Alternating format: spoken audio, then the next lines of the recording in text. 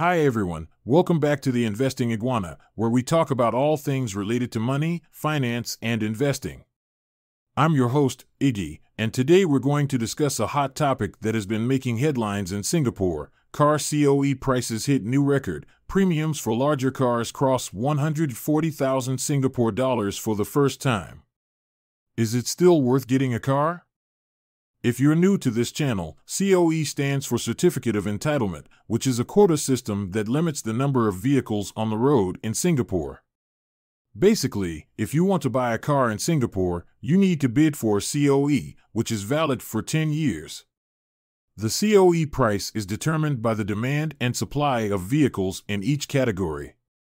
There are 5 categories of COEs: Category A for smaller cars, Category B for larger cars, Category C for commercial vehicles and buses, Category D for motorcycles, and Category E for open category, which can be used for any vehicle type except motorcycles. Now, you might be wondering why the COE prices are so high.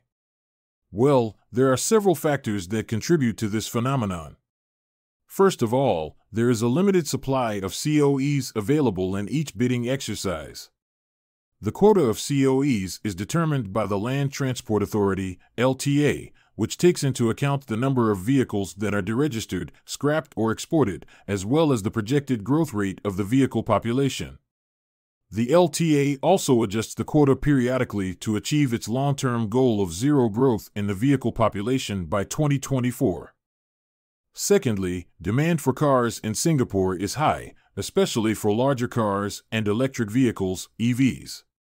This is due to a number of factors, including the COVID-19 pandemic has made people more cautious about using public transport and more inclined to use private vehicles for safety and convenience.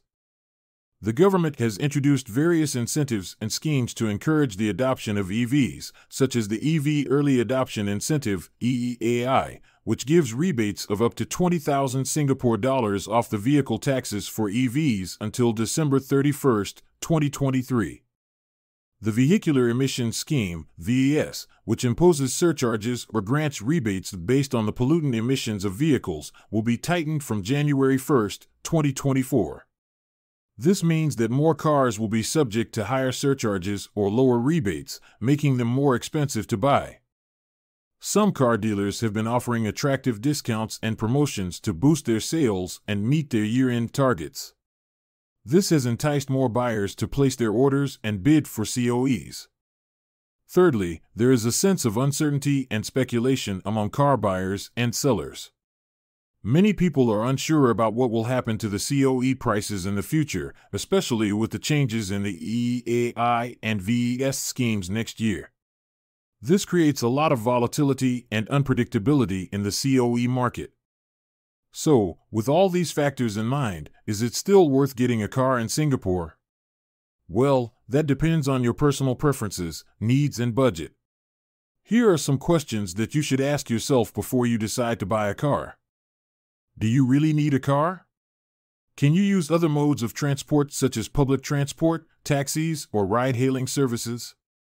How often do you travel and where do you go?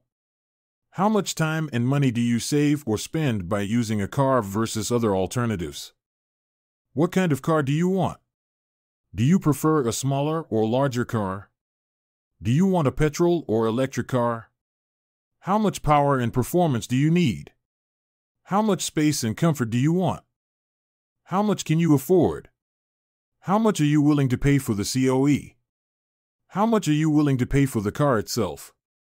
How much are you willing to pay for the maintenance, insurance, road tax, and fuel costs? How long do you plan to keep the car? What are your expectations? Do you think that the COE prices will go up or down in the future? Do you think that the car value will appreciate or depreciate over time? Do you think that the government policies will change or remain the same in the future? Ultimately, the decision of whether or not to get a car in Singapore is a personal one. There are many factors to consider, and the best decision for you will depend on your individual circumstances. These are some of the questions that can help you make an informed decision about buying a car in Singapore. Of course, there is no definitive answer to whether it is worth getting a car or not. It all depends on your individual situation and preferences.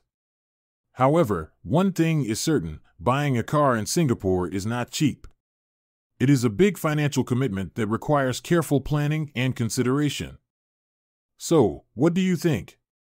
Is it still worth getting a car in Singapore? Let me know your thoughts in the comments below. And if you enjoyed this video, please give it a thumbs up and subscribe to my channel for more videos on money, finance, and investing. I'm Iggy, the Investing Iguana, and I'll see you in the next video. Peace out.